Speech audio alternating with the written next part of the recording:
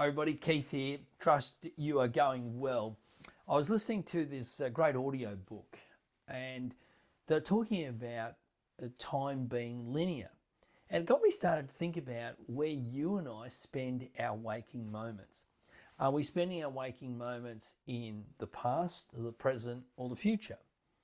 And I think you probably know people like this. I've got a mate of mine that still talks about what we did 30 years ago, and he's so stuck in the past. And maybe you got some employees who are, or colleagues, and they're talking about, oh, I wish we could go back and do it like the good old days.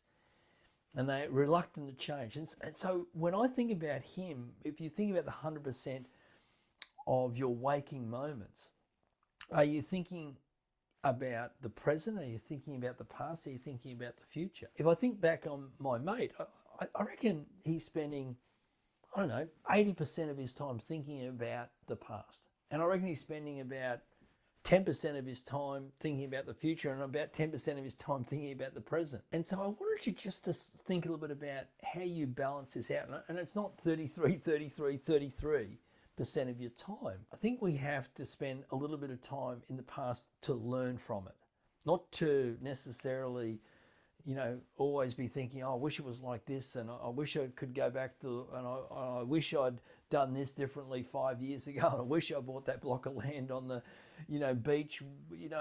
Thinking about too much in the past will have an impact on the present and the future. I don't know what the right balance is. But I definitely know it has to be balanced out. And my thinking for me is I reckon it's about 10 to 15% in the past. I'm always reflecting and thinking about what am I learning. So it's probably actually even 20% in the past. And then the rest of it is probably 20% of the future. I'm always thinking about the goals for the future. And so that leaves me with 60% of being present. What do I need to do today to change, adjust, modify? What do I need to do today that will have an impact on tomorrow? What have I learned from the past that can help me today to set me up for the future? And so I wanted you just to think a little bit about, where do you spend the majority of your time every day or every week? Thanks very much for watching. Bye now.